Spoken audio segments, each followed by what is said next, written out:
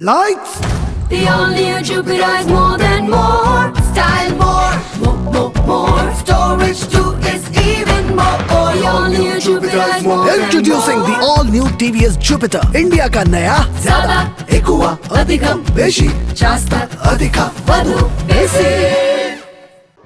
नमस्कार. लोकमत रिजनल डायरीमध्ये आपलं खूप खूप स्वागत. मी आपल्यासोबत सुरभी शिरपूरकर आणि आपल्यासोबत आहेत लोकमतचे वरिष्ठ संपादक श्रीमंत मानेजी.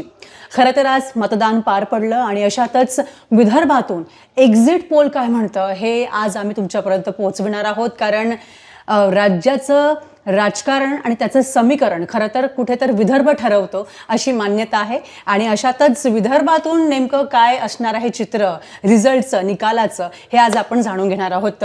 सर, स्वागत आहे आपलं रिजनल डायरीमध्ये. कसं असणार आहे एक्झिट पोल?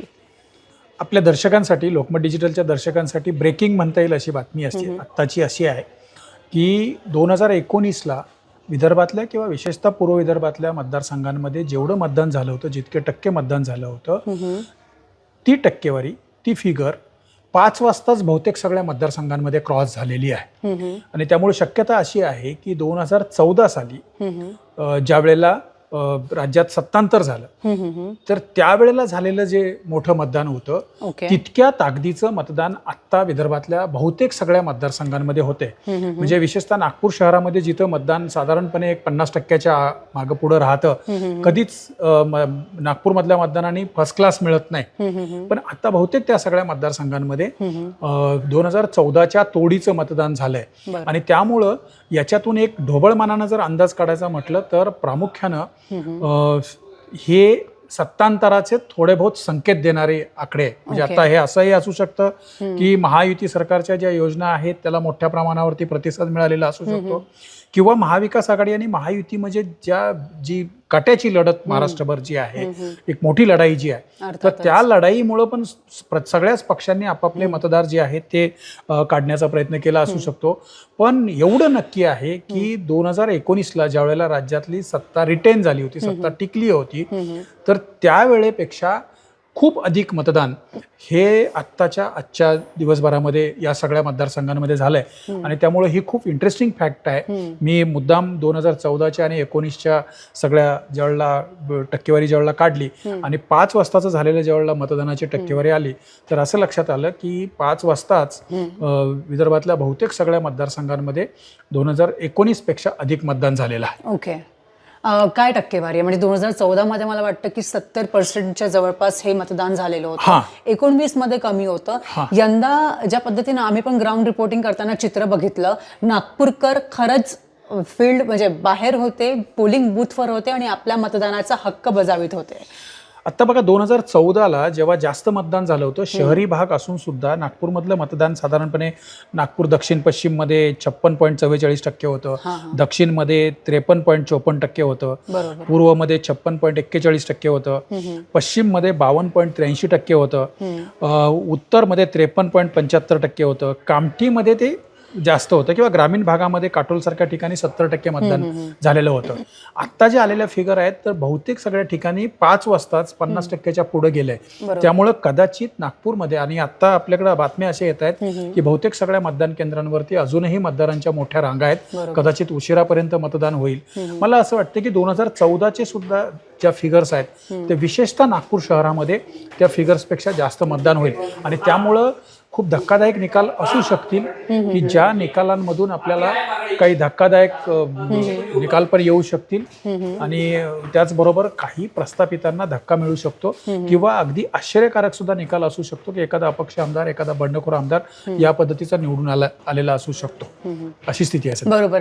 पण 62 जर का आपण विदर्भाबद्दल बोलायला गेलो तर 62 हे सीट्स आहेत आणि अशामध्येच महत्वाचं येऊन जातं कारण पूर्व विदर्भ कुठेतरी महायुती इथनं समोर राहणार असं एक आकलन आहे. यावर म्हणजे हे किती सत्य आहे? आता हे पाहावं लागेल आपल्याला, कारण साधारणपणे आत्ताचं 62 पैकी जे चित्र असं होतं की पूर्व विदर्भातल्या नागपूर विभागामध्ये 32 जागा आहेत आणि पश्चिम विदर्भात अमरावती विभागामध्ये 30 जागा आहेत. बरोबर. स्थिती अशी होती साधारणपणे प्रचाराच्या काळातली की पूर्व विदर्भ हा महायुतीला चांगली साथ देईल, पश्चिम विदर्भामध्ये मात्र वंचित बहुजन आघाडी असेल किंवा एकूण शिवसेनेचं म्हणजे उद्धव ठाकरेंची शिवसेनेची तिकडे ताकद जास्त असल्यामुळं किंवा यवतमाळ सारख्या पट्ट्यामध्ये काँग्रेस आणि शरद पवारांच्या राष्ट्रवादीची ताकद असल्यामुळं अमरावतीमध्ये महायुतीचं थोडंसं समीकरण राणा दाम्पत्य किंवा इतरांच्यामुळं बिघडलेलं असल्यामुळं पश्चिम विदर्भामध्ये तितकं यश मिळणार नाही असं प्रचाराच्या काळातलं चित्र होतं की जेव्हा पूर्व विदर्भामध्ये महायुतीला देईल.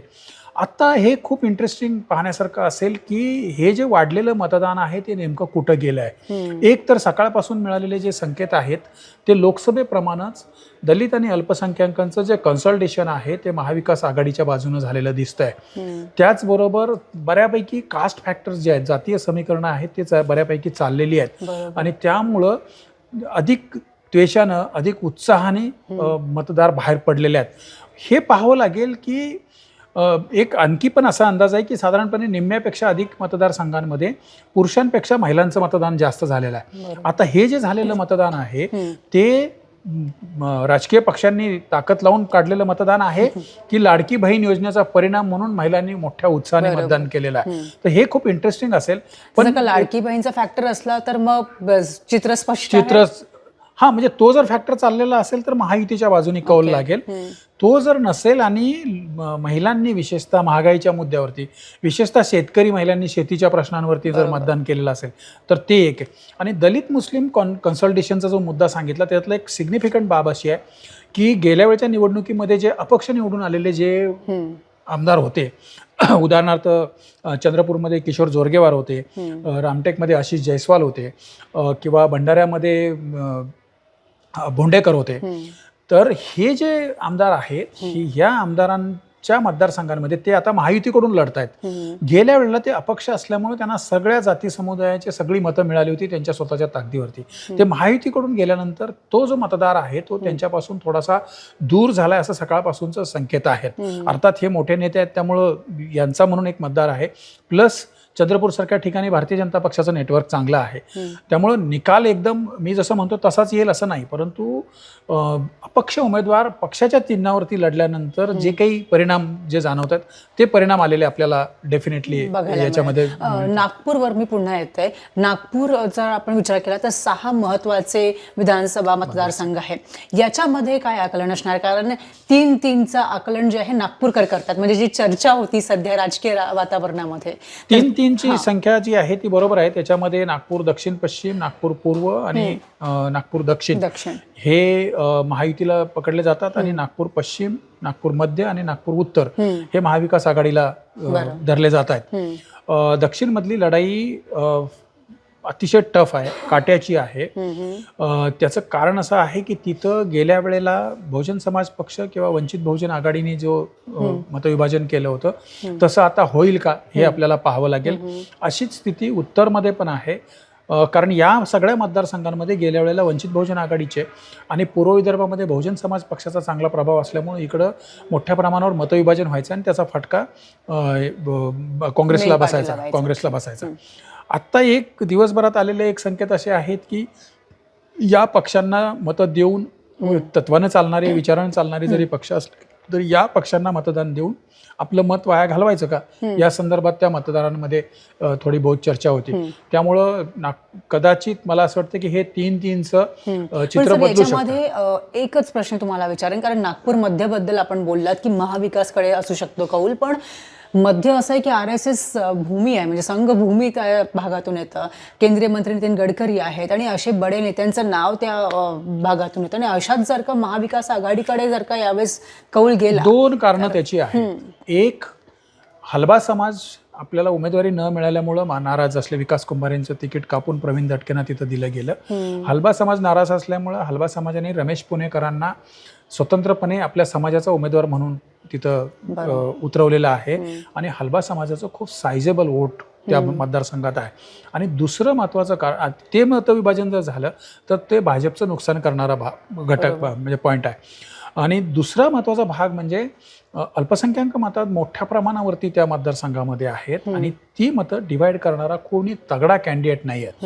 म्हणजे एक 4-5 कॅन्डिडेट्स उभे आहेत, परंतु ते जे उमेदवार जे आहेत ते मोठ्या प्रमाणावर मतविभाजन करण्याच्या स्थितीमध्ये नाही आहेत. आणि मी जे सांगितलं की दलित मुस्लिम कन्सल्टेशनमध्ये हा एक खूप महत्त्वाचा फॅक्टर असा आहे की यावेळेला आपली मतं फुटू द्यायची नाहीत, आपली मतं वाया घालवायची नाहीत, अशा पद्धतीचं थोडेसे संकेत दिवसभरामध्ये मिळालेले आहेत. ओके.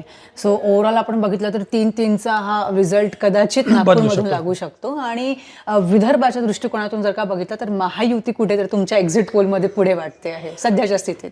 महायुती एक्झिट पोलमध्ये डेफिनेटली पुढं आहे. फक्त हे पाहावं लागेल आपल्याला की हे वाढलेलं मतदान जे आहे ते कुणाकडे गेलंय, त्याच्यावरती सगळा सगळा निकाल फिरलेला दिसेल. डेफिनेटली.